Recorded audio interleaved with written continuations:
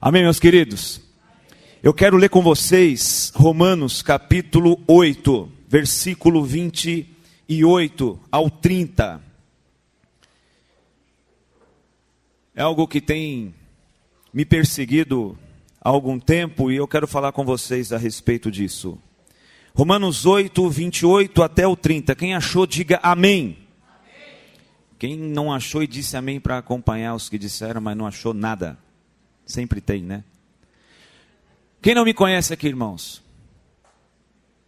Amém, amém. Perdeu nada. Perdeu nada. Não perdeu nada, graças a Deus. Bem que você conhece a Cristo.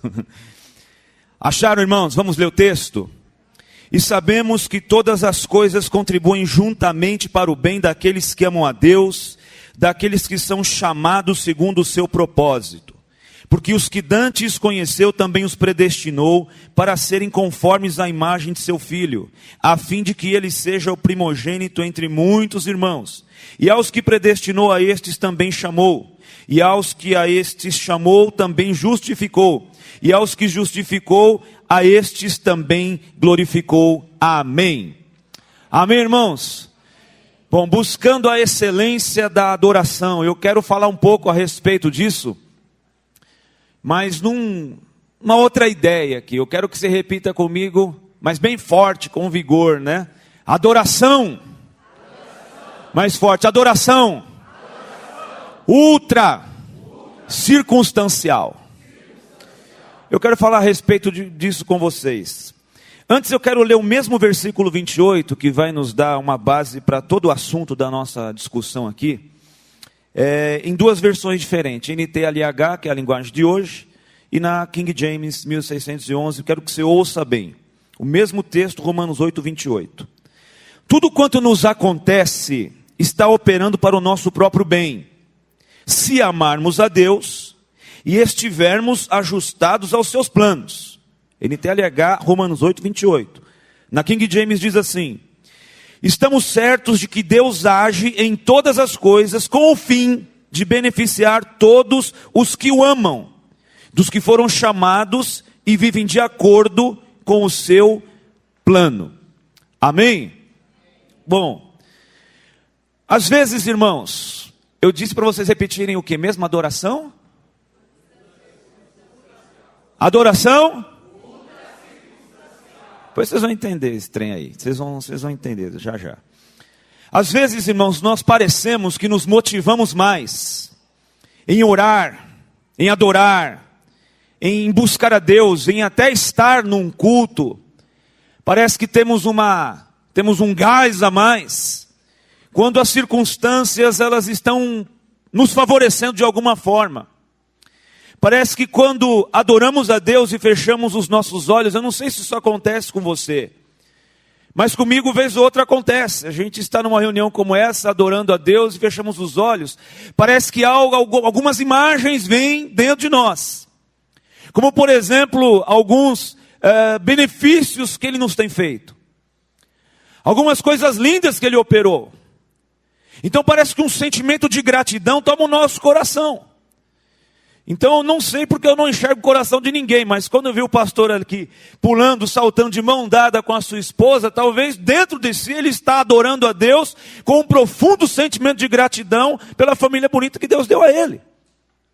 Então às vezes nós nos comovemos com um sentimento de gratidão que domina o nosso interior, porque nós olhamos para algumas coisas especiais que Deus tem feito, ou que Ele está fazendo, ou que Ele já fez na história da nossa vida, e isso nos leva aos pés dEle dizendo: Senhor, eu te adoro pelo que o Senhor tem feito, eu te rendo graça pelo que o Senhor tem feito. E nesses momentos a gente encontra motivos até para as lágrimas caírem pelo rosto, e a hora que a gente menos espera, a gente começa até a dar brados de glória, de aleluia.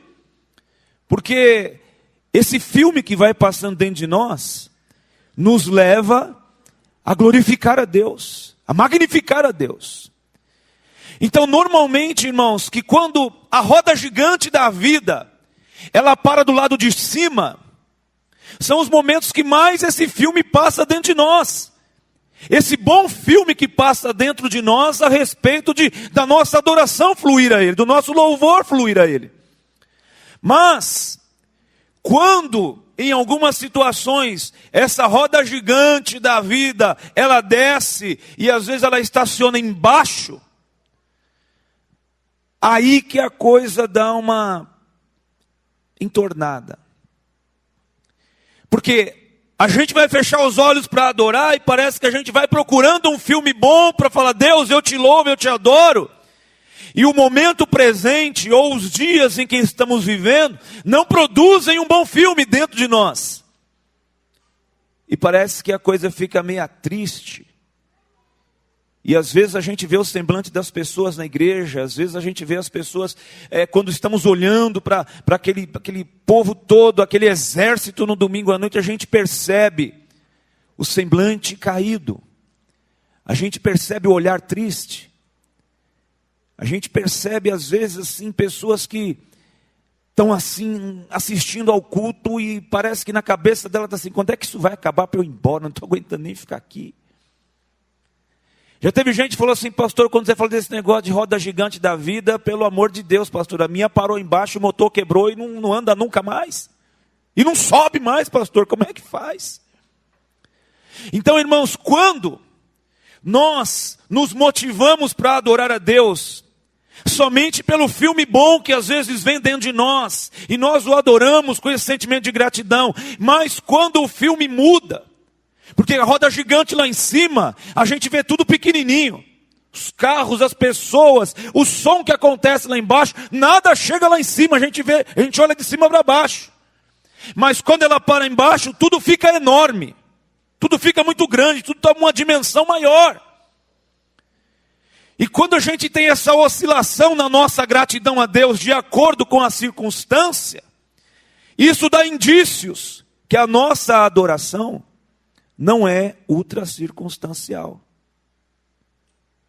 Ou seja, meu pastor, ela depende de circunstâncias para fluir. E Deus tem uma proposta muito melhor para nós. Uma adoração que transcende a circunstância. Amém, irmãos? Isso não é história utópica, isso é verdade. E o texto que Paulo fala conosco aqui, nós vamos entender coisas interessantíssimas. Então veja, Deus tem uma proposta melhor para nós. De acordo com esse texto, nós entendemos que o cristianismo verdadeiro, a adoração verdadeira, independe do tipo de circunstância que possamos passar. E se cremos na Bíblia, aliás, as circunstâncias, segundo o que Paulo disse, elas vão cooperar para o nosso favor. Por isso que a nossa adoração, ela não está presa à circunstância. Amém, irmãos? Se o filme for um romance, se o filme for bonito para a gente adorar, que se passa dentro de nós, nós adoramos. Se de repente o filme for de terror, nós também adoramos. Porque as circunstâncias, Paulo diz, elas vão contribuir para o bem daqueles que amam a Deus. Então eu adoro a Deus, como eu estava ali com as minhas filhas, com a minha esposa, no momento bom, no momento agradável, no momento abençoado, e muita coisa veio na minha cabeça de lindo que Deus fez, e eu não me contive, minhas mãos se erguem, e eu choro, e eu glorifico a Deus, mas quando o filme muda, e alguma coisa de ruim ou de terrível acontece, a nossa adoração, ela tem que permanecer também firme diante de Deus, porque todas as coisas, elas vão contribuir para o bem daqueles que amam a Deus. Agora, eu tenho 3 perguntas fundamentais para você, para a gente responder. Porque esse texto, de fato, é uma grande promessa, uma grande verdade. Então, a pergunta fundamental, olhando para esse Romanos 8, 28, é: amamos a Deus? Essa é uma pergunta. Porque se eu mandar você levantar a mão, acho que ninguém fica com a mão abaixada. Todo mundo vai levantar e diga: eu amo a Deus. O texto está dizendo que se eu amo a Deus, todas as coisas vão contribuir para o meu bem. Todas elas. Até a pedra no rim. Amém, irmão? Quem já tem pedra no rim aí? Eu tenho certeza que é o próprio capeta que bota esse troço dentro da gente. Não pode ser outra pessoa. Porque, meu Deus, você pede para morrer. Eu pedi, falei, Deus, me leva daqui. Me leva. Mas até a pedra no rim Deus faz. Eu ainda não descobri por quê. Ainda não descobri. Mas Deus faz com que coopere. Todas as coisas. Porque amamos a Deus. Agora, a pergunta fundamental para responder é, nós amamos a Deus? Então, para a gente ilustrar isso, por exemplo, eu digo para minha esposa, Soraya, eu te amo. Aí ela diz assim, se você me ama, você vai na 25 de março comigo e andar o dia inteiro. Aí eu digo, por favor, me poupa. Então esse eu te amo seu aí, não vale não.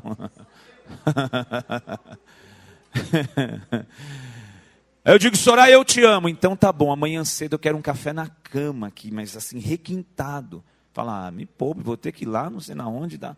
Não, então você não é uma coisa... Por quê? As atitudes que nós tomamos em relação a Deus, ao que Deus entende como importante, ao que Deus entende como relevante, só mostramos que amamos a Deus quando valorizamos aquilo que Deus valoriza. Por isso que Jesus diz assim, lá no Evangelho de João, no capítulo de número 14, no versículo 21. Aquele que tem os meus mandamentos e os guarda, esse é o que me ama. E aquele que me ama será amado de meu Pai, e eu o amarei e me manifestarei a ele. Aí vem o Judas, não Iscariote, o outro Judas, e pergunta, Senhor, de onde o Senhor há de manifestar a nós, que não vai se manifestar ao mundo? Aí Jesus responde e diz, se alguém me ama, guardará a minha palavra, e meu Pai o amará, viremos para ele e faremos nele morada. Então, irmãos, eu amo a Deus, você ama a Deus, se você realmente ama a Deus, e valoriza o que Deus valoriza, Jesus diz, aquele que me ama guardará a minha palavra, meu Pai o amará, viremos para ele e faremos nele morada.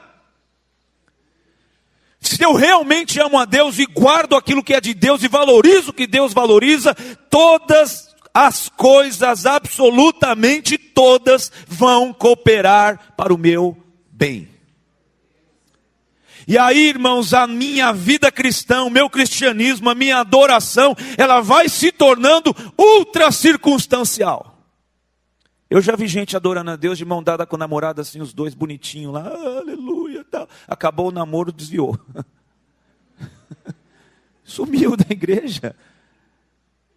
Não entendo isso. Aí eu pergunto para a irmã lá, diaconisa da igreja, cadê o fulano, diácono da igreja? Cadê? 15 dias que não aparece? Sabe o que é, pastor? Foi mandado embora do serviço, está meio desanimado. Eu falei, mas o que tem a ver uma coisa com a outra? O que tem a ver Deus? O que tem a ver o culto? O que tem a ver a presença de Deus? O que tem a ver a palavra de Deus com o emprego que ele perdeu? Fazendo bico para Deus? Fazendo birrinha para Deus? Para Deus se comover e falar, peraí, deixa eu abrir uma porta de emprego, aí você volta para minha casa? Irmão, pode fazer birrinha o quanto você quiser, Deus continua sendo o mesmo. Amém, irmãos? Amém. Não funciona birrinha com Deus. Fica, eu não vou ler Bíblia não, nada dá certo mesmo, nada funciona mesmo. Levanta a mão aí, irmão, vamos adorar. Não vou levantar coisa nenhuma não, as coisas não dão certo para mim, eu não levanto não.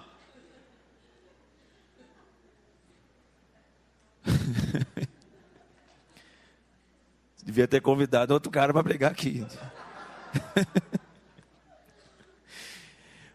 Então, nós amamos a Deus? Segunda pergunta para a gente responder, que é muito relevante, aliás.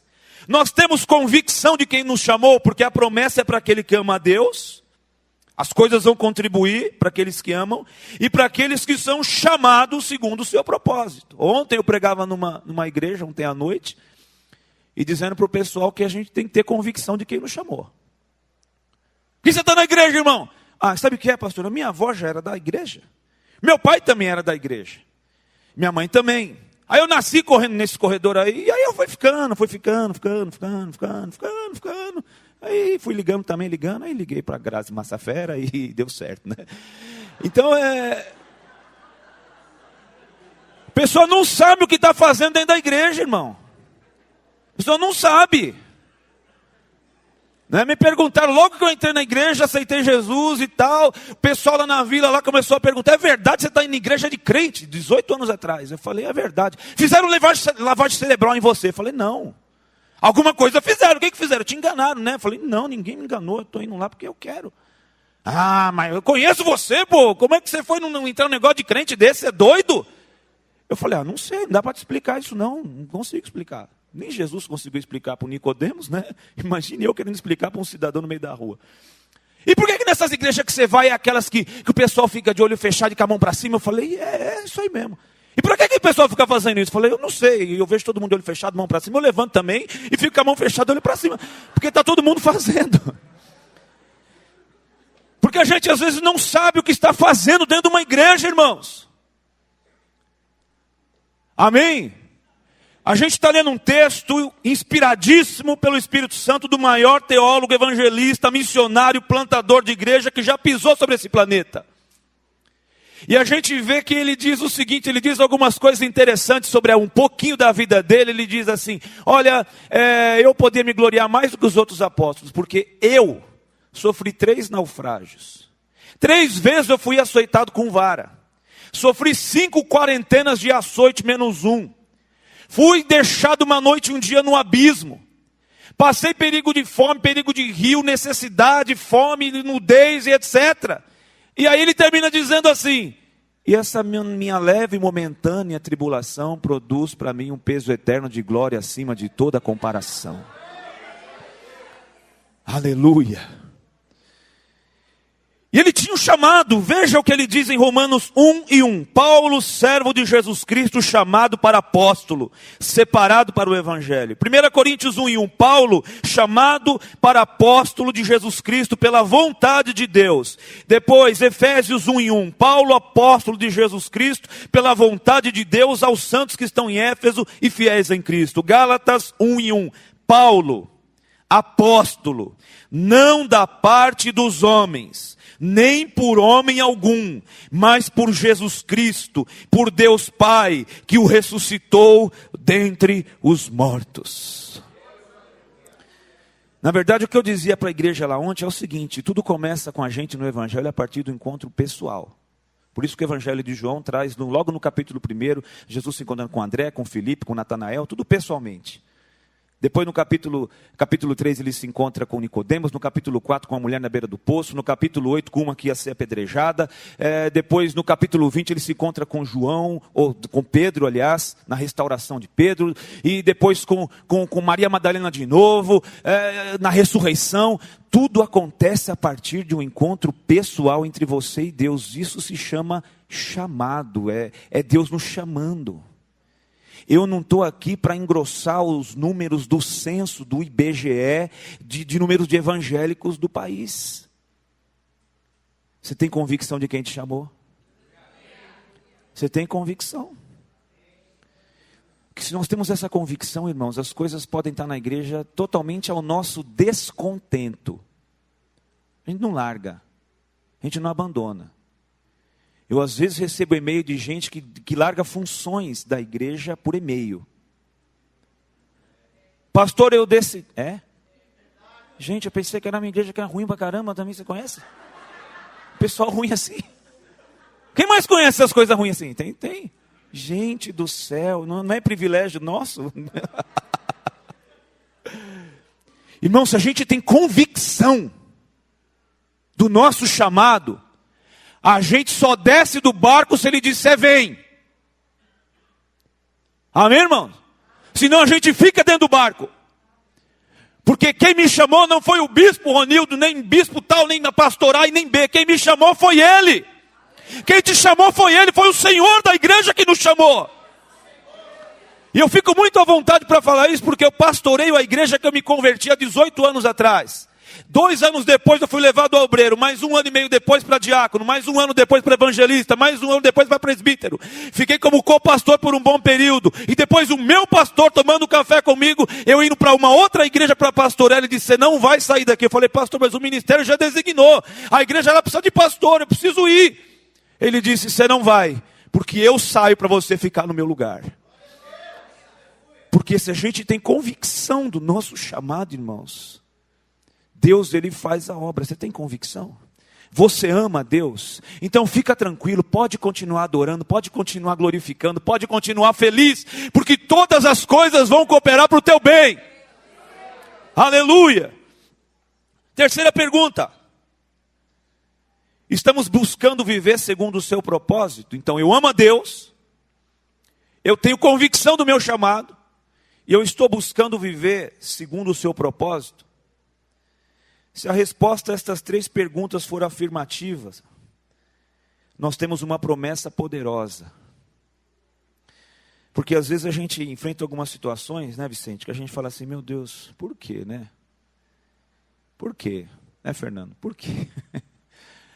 É aquele popular, né? Cai um caminhão de melancia na cabeça da gente do nada. A gente fala, meu Deus, por quê? Se nós temos essas perguntas respondidas de forma afirmativa, Deus pega esse combo aí, esse pacote de situações todas, da história da nossa vida, e Ele vai fazendo com que tudo coopere para o nosso bem. E para nós entendermos isso, é só você olhar um pouquinho para a vida, para 13 anos da vida de José. 13.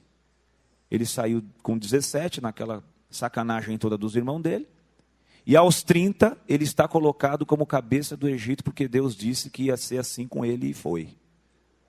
Mas nesses 13 anos, irmãos, se fosse eu, irmão, já tinha chutado o pau da barraca. Aquela mulher, aquele avião do Potifar lá na minha frente, lá, puxando minha roupa, falar, não tem ninguém vendo mesmo, né? A mulher dessa, só uma vezinha, quem sabe. Vou tomar umas cotoveladas na volta no carro lá.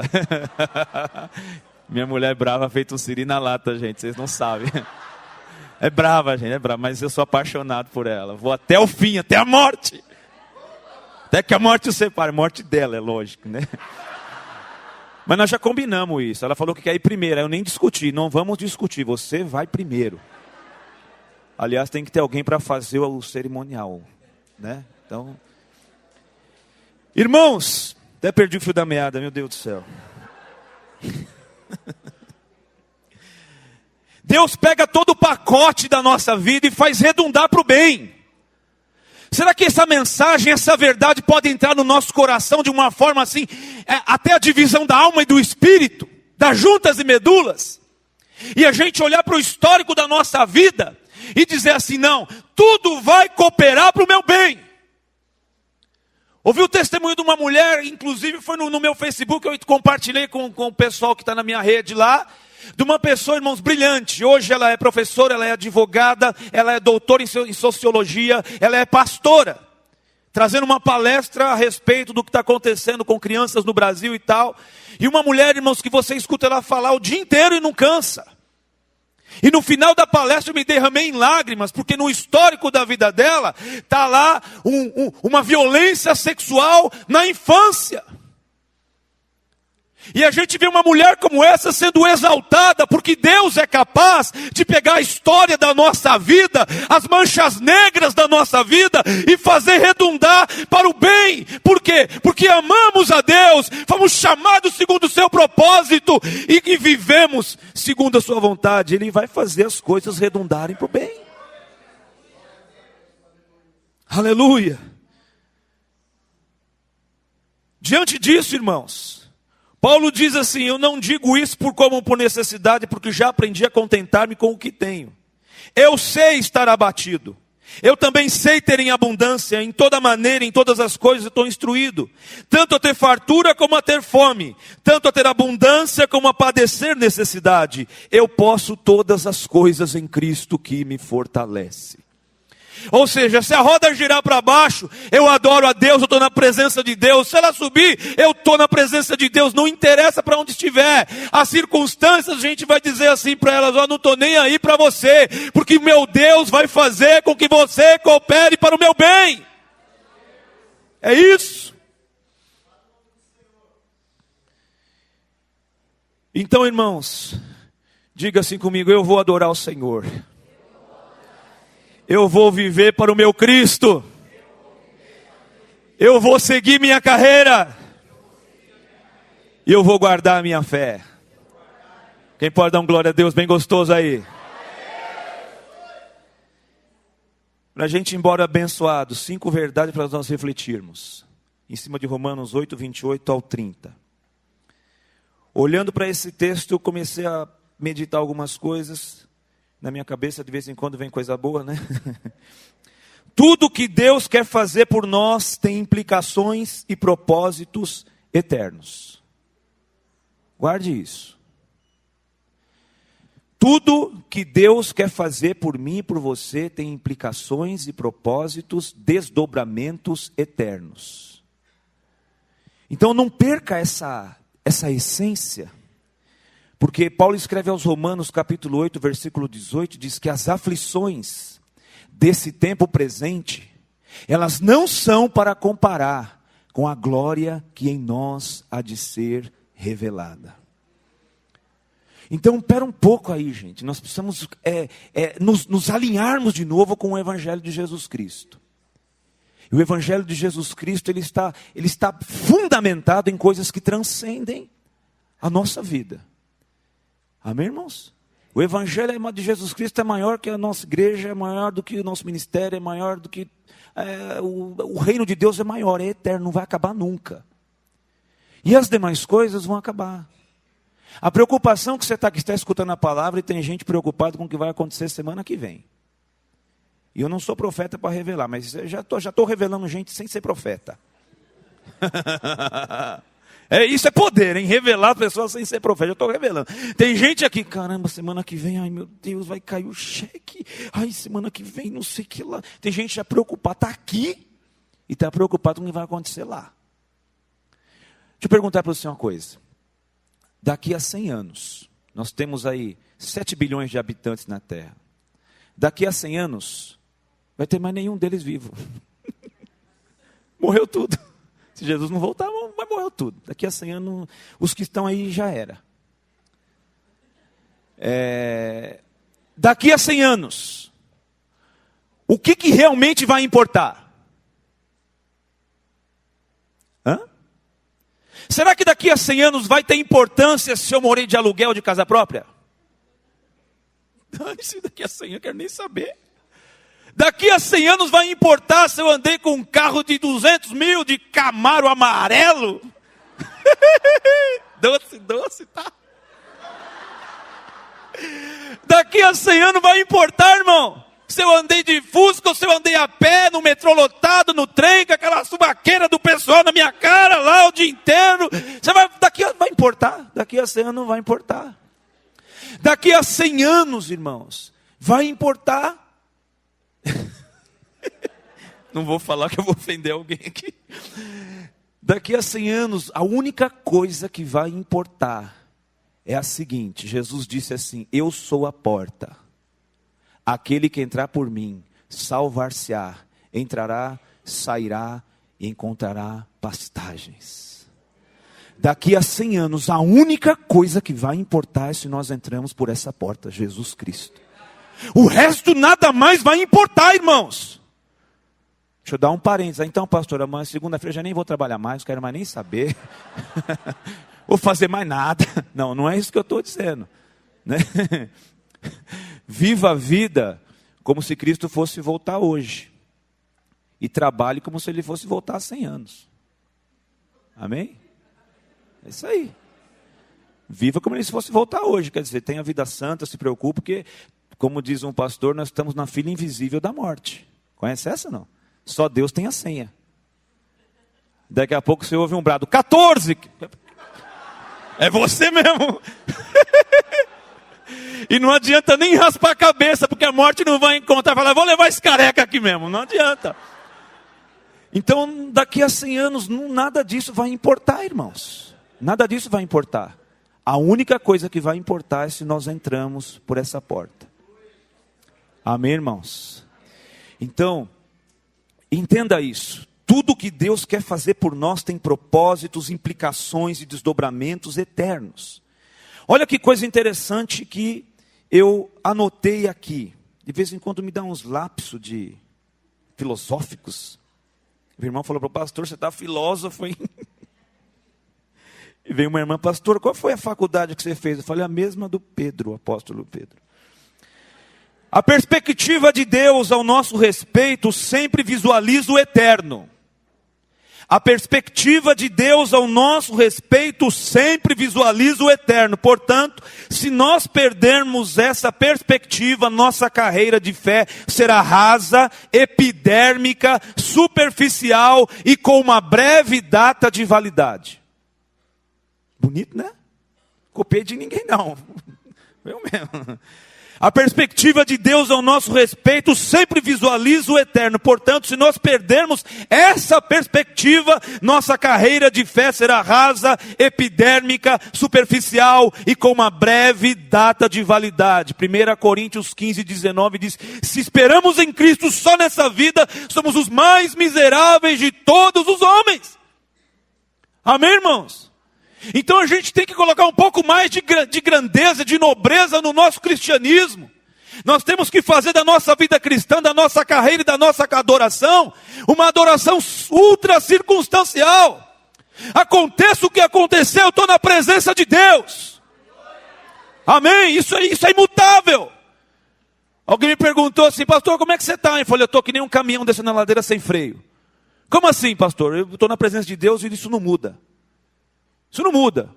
Está faltando dinheiro? Estou na presença de Deus. Tem dinheiro? Estou na presença de Deus. Deu para comprar roupa? Estou na presença de Deus. Deu para passear? Estou na presença de Deus. Não deu para passear? Estou na presença de Deus. De todas as formas, eu estou na presença de Deus. Estou empregado? Estou na presença de Deus. Estou desempregado? Estou na presença de Deus. As crianças estão com saúde? Estou na presença de Deus. Estou no hospital fazendo inalação? Estou na presença de Deus. Os meus pais estão bem? Estou na presença de Deus. Estão mal?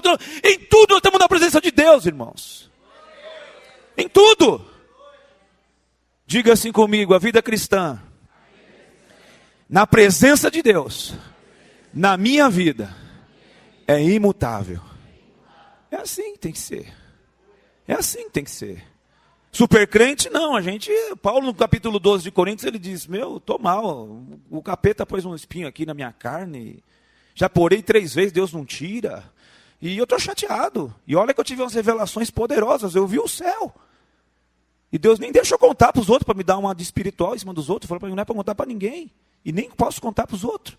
E ele mal para caramba, espinho na carne, e ninguém fala o que é o espinho.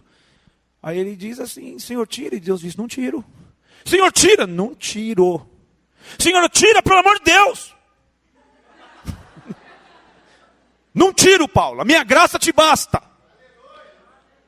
Porque o meu poder se aperfeiçoa na tua fraqueza, Paulo. Aí o Paulo diz, por isso aprendi a me gloriar nas minhas fraquezas, nas injúrias, nas calúnias, nas perseguições, por amor a Cristo, porque quando eu estou fraco, aí eu sou forte, oh aleluia! Glória a Deus! Segundo, anote aí, tudo que Deus quer nos dar nesta vida, olhando para Romanos 8:28, todas as coisas, tal. Tudo que Deus quer nos dar nessa vida é para nos atrair para perto dele. Eu odeio que faz isso comigo, mas vou mandar você fazer, porque quando eu estou aí, fazem comigo, eu faço com você também. Diga para o seu irmão. Tem ninguém que gosta disso, não sei porque os pastores fazem isso, né? Mas eu vou fazer com você. Diga para ele assim, tudo que Deus der na sua vida precisa servir para te levar para perto dele. Mesmo que seja 5 milhões de dólares. Esquece o dízimo, dá uma oferta lá. Te dá o número da conta, de repente acontece, Deus te toca, você já me dá uma oferta. Irmãos, tudo que Deus nos dá nessa vida é para nos levar para perto dele. Tudo que vem às minhas mãos como bênção de Deus, precisa servir para me levar para perto dele, porque o texto diz o seguinte, todas as coisas vão contribuir para o bem daqueles que amam a Deus. Eu nunca vi Deus dar algo a alguém que acaba levando a pessoa para longe dele. Dá para entender isso? Ai, Deus me abençoou. Eu só estou desviado do evangelho, mas Deus me abençoou. Ah, eu já divorciei, já separei, mas Deus me abençoou. A minha empresa está frutificando, Deus está abençoando, mas a minha vida cristã está um fracasso. Deus não está aí nesse negócio não, está louco? Deus não está nisso não. Deus está na nossa vida quando estamos pertinho dEle, em comunhão com Ele. Nós pegamos a mania de chamar as pessoas que têm dinheiro de abençoadas. Nós pegamos a mania de falar assim, poxa, o irmão comprou o carro, olha a bênção do irmão lá, tal. Nós pegamos essa mania de atribuir bens a bênção, só que bens não evidenciam bênção, viu? Camarada que Jesus conta na parábola, a minha colheita deu tanto, eu não sei nem onde colocar. Vou construir celeiros maiores, para acomodar tudo lá. E depois eu vou dizer para minha alma, ó alma, come, bebe e folga. Aí Jesus conta na parábola, o cara escuta um brado, louco!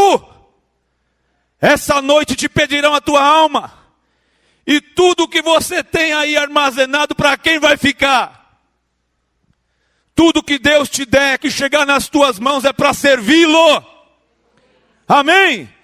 Crente pode ficar rico? Pode ficar milionário? Pode, mas é para estar na presença de Deus, é para ser mantenedor do reino de Deus, é para sustentar a obra de Deus. Toda riqueza, todo bem, toda bênção nos leva para perto dele, porque o texto diz que tudo coopera para o bem daqueles que amam a Deus. Terceiro, tudo que Deus permitir que me seja tirado, também é para me levar para perto dele. Ou seja, tudo que perdermos nessa vida precisa servir para ganharmos a Cristo. E nós vamos ter perdas nessa vida, irmãos. Muitas perdas. Nós vamos perder dinheiro, vai perder emprego. Isso não estou falando nada não. Chega segunda-feira, o pastor profetizou, fui mandado embora. Chamou aquele cara para pregar, não é isso. Estou falando que nós vamos ter perdas. Nós vamos ter perdas. Amém, irmãos? A única coisa que é difícil de perder é peso. O restante, irmãos, nós vamos ter muita perda nessa vida. E nós vamos perder até pessoas que nós amamos. E às vezes de forma inesperada. Mas Deus tem o poder de fazer até essas coisas contribuírem para o bem daqueles que o amam. Eu estive semana passada em Bebedouro. Pastor Fernando conhece o pastor Wilson lá das nossas igrejas, mas igreja abençoada lá, igreja boa pra caramba. E pastor Wilson tinha um netinho, 2 anos de idade, sofreu um acidente, disseram que uma geladeira caiu no menino na escolinha.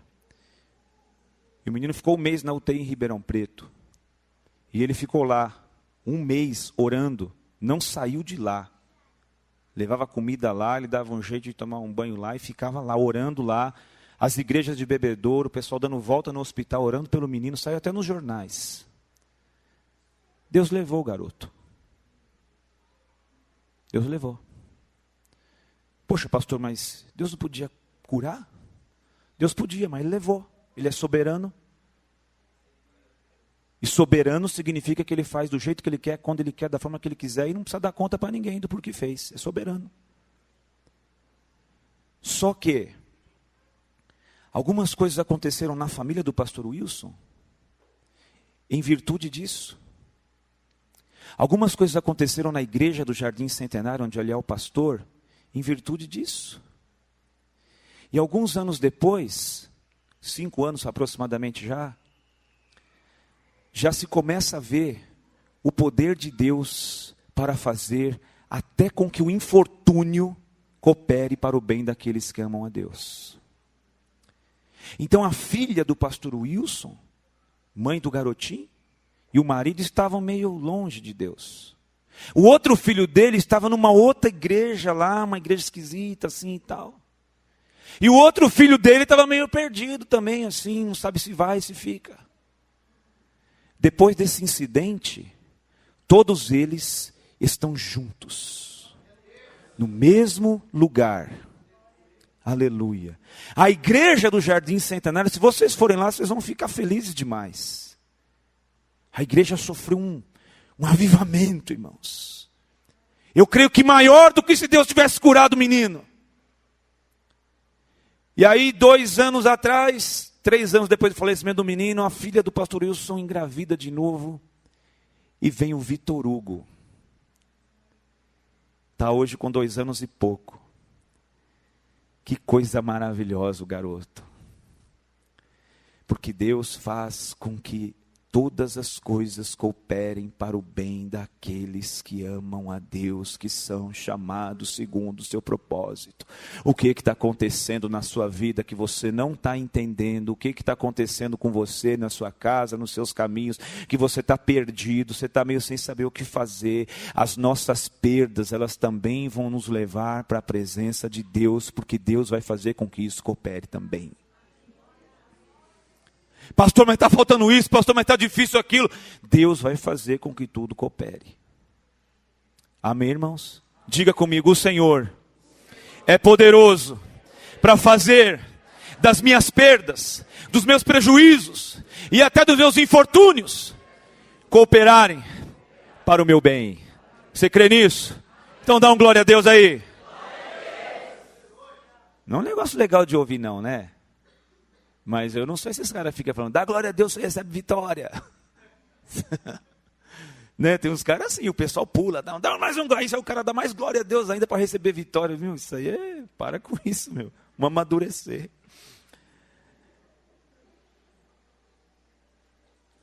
Quarto, todo tipo de adversidade que me sobrevier precisa ser vista por mim, como uma escola, como um seminário. E não como desamparo divino, não como o fim da linha, não para me azedar a alma, mas sim para criar em mim uma estrutura e um caráter que eu ainda não tenho. Todas as coisas contribuem para o bem daqueles que amam a Deus. Tudo o que acontecer, toda a adversidade que me sobrevier, encare como uma escola, como um seminário, como um aprendizado, como uma experiência. Amém, irmãos? Meu, tem gente que só de pegar o trânsito já fala, desgraça, anda chegar atrasado de novo. Então, só de pegar trânsito já fica amaldiçoando até o capeta, gente. O capeta diz, mas não tenho culpa desse trânsito não põe a culpa em mim não fui eu que fiz isso aí não. Então, às vezes a gente, por qualquer coisa, a gente entende que está desamparado, né? Ai, Senhor, quando é que eu vou casar, Jesus? Nossa, está chegando 28, passo 29 mês que vem. Eu tava esperando com paciência, Senhor, até os 18, 19. Estava no Salmo 40. Nos 23, 24 eu já comecei, Senhor, apressa-te, vai. Porque está escrito no Salmo 70. Agora estou chegando nos 30, Senhor. Todo que vê a mim, de maneira nenhuma lançarei fora. Senhor. Toda a adversidade que nos sobrevier precisa servir para que aprendamos mais de Deus. Amém, irmãos? Eu fico assim maravilhado e até meio indignado. Maravilhado e indignado, uma mistura. Diz para mim, Jó era um homem de Deus ou não? Jó era fiel ou não? Temente a Deus, sim ou não? Desviava-se do mal, sim ou não? Puxa, ele oferecia até pelos filhos dele e dizia assim, se porventura meus filhos pecaram, eu vou oferecer um sacrifício aqui também. Aí lá nas regiões celestiais, Jó está aqui, né? Um monte de camelo, aquela fazendona, um monte de escravo. E churrascada com os filhos na casa de um, na casa do outro, né? O Jó era o dono da Itapemirim da época, né? O maior frota de camelo, de cavalo que tinha na época, né? O cara milionário e fiel a Deus e tal, contente. E lá na região celestial, é uma conversa lá. Ô Satanás, você viu meu servo Jó? Qual? É o Jó, homem fiel, temente a Deus, desvia do mal. Deus dá o testemunho dele, irmão. Tem sempre aquelas perguntas na aula de teologia ou em aula de escola bíblica. Pastor, Deus já sabia que Jó não ia negar ele? Deus sabe tudo, irmãos. Então por que, pastor, que Deus deixou ele passar tudo aquilo? Vai orar e pergunta para Deus, eu vou responder tudo, meu.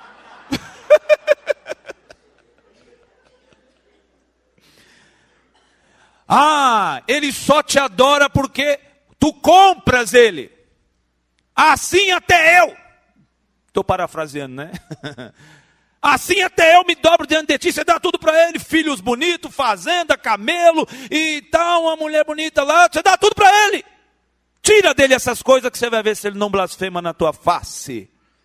Aí Deus falou, tá bom, toca lá. E Jó tá lá, churrasquinho lá. Vai mais uma picanha aí, filho, vai, vambora, tal. E de repente, irmãos, começa a vir as notícias.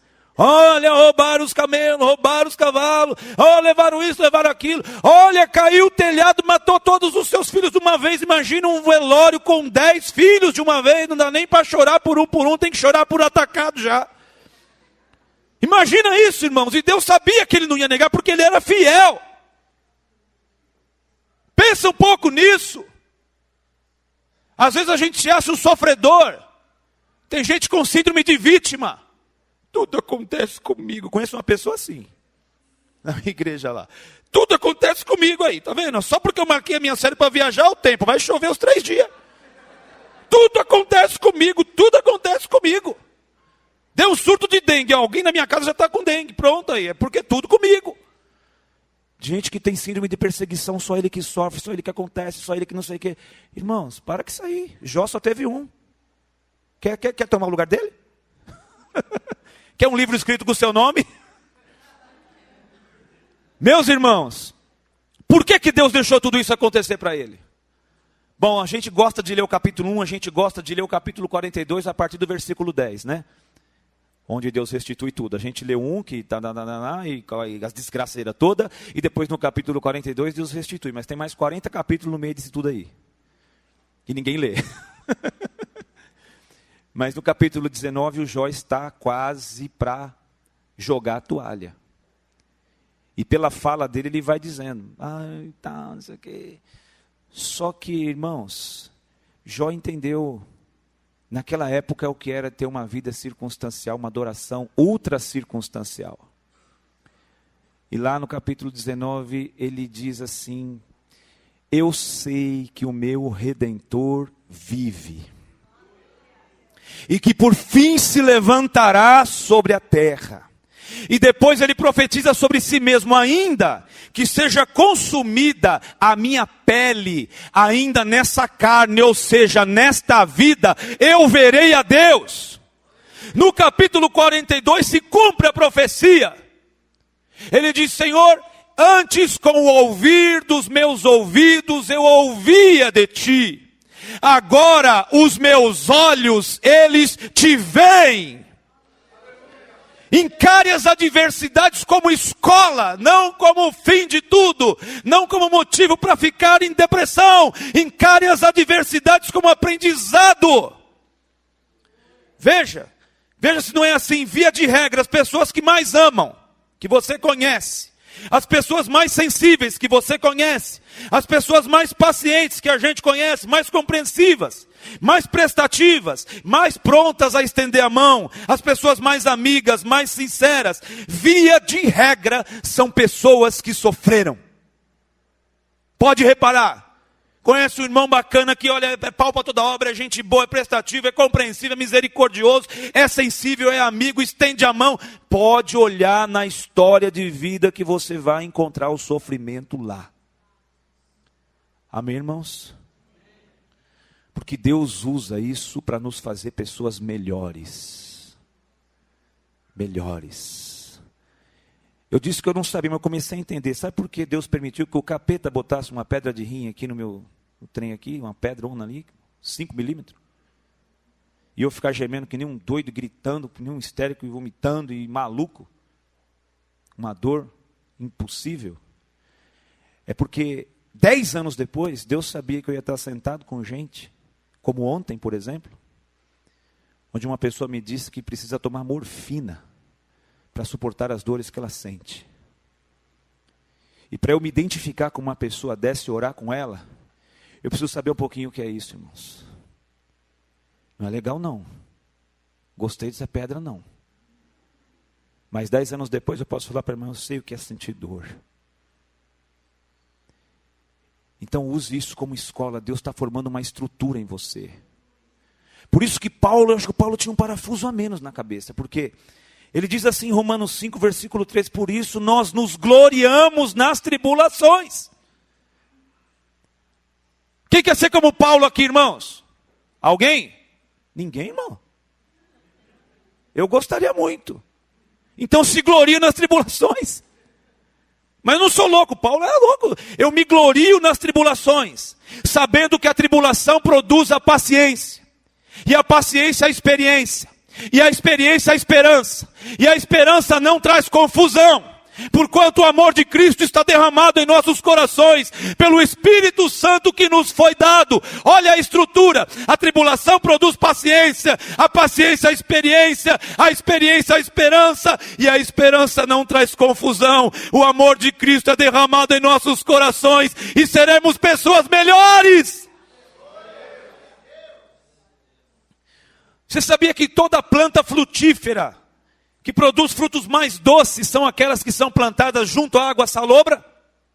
Sabia disso?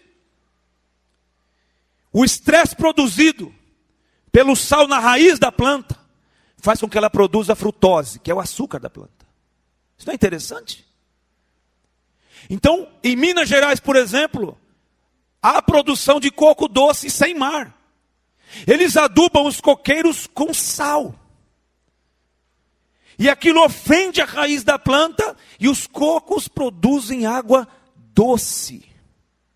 Por isso que em Israel os frutos mais doces, os figos mais doces do planeta estão lá. Porque é cultivado com algo que vai contra a raiz da planta.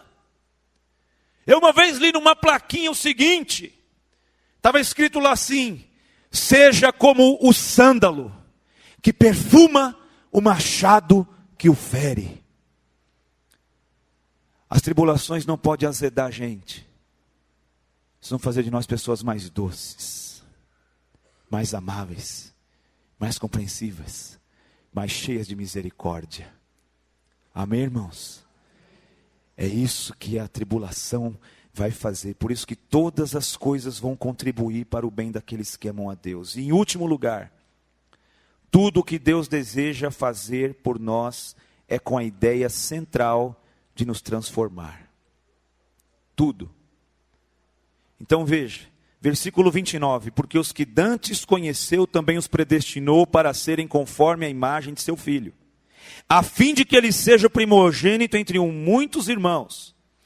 Então Deus nos predestinou, irmãos, para ser a imagem de Jesus. Agora nós, para sermos a imagem de Jesus, precisamos de um trabalho muito grande de Deus, do Espírito Santo e da palavra, para que cada dia essa imagem vá se refletindo em nós. Por isso que Paulo escreve aos Coríntios na segunda carta, no capítulo 3, versículo 18, ele diz o seguinte: portanto nós, com o rosto descoberto, refletindo como um espelho, somos transformados de glória em glória, na mesma imagem, como pelo Espírito do Senhor. Tudo que Deus quer fazer por nós é com a intenção final de nos transformar. Amém, irmãos? Você está aberto a isso? Está aberto a ser transformado? A vereda do justo é como a luz da aurora, que vai brilhando mais e mais e mais e mais e mais e mais, até ser dia perfeito. É isso que Deus quer fazer com você. É isso que Deus quer fazer comigo. Se você me conhecesse há uns anos atrás, você ia falar assim: não acredito que esse cara é pastor, não escuto ele nem 2 minutos. Como é que uma coisa dessa aí, que não presta para nada, vira pastor? É porque Deus transforma a gente. Amém, irmãos? Se você visse os ranca-rabo que eu tinha com a minha sogra, quando eu namorava e quando eu casei logo no começo, você fala: não, esse cara não pode ser pastor. E a minha linda sogra hoje é uma das ovelhas do rebanho que eu pastoreio. E eu abraço a minha sogra perto aqui, a cabecinha dela, sem querer enforcar. Assim. Sim, sério, irmãos. Aquela coisa gostosa, ela diz assim: meu pastor. Eu digo: minha sogra preferida. Eu abraço ela gostoso, irmãos. Porque Deus transforma a gente. Deus pode transformar a sua vida. Um pouco mais. Tem uma música antiga que era assim, um louvor antigo, né? Chato, cri-cri, pernilongo. Chacrilongo, alguém é desse tempo, desse louvor aí? Eu também não era, só ouvi falar. Porque tem gente que é chacrilongo, meu, de galocha. É pós-graduado em ser chato. Chato dentro de casa, chato na igreja, chato no trabalho. Tivemos ministrações com o Ney, com a Daniela, com músicos, com vozes. Ô time difícil de trabalhar, é gente que toca e que canta. Às vezes tem umas malas que dá vontade de você virar o traseiro. Vira um pouquinho para mim aqui, por favor. Dá uma baixadinha para eu dar um chute em você. Ô gente chata de vez em quando e não muda. Só quer...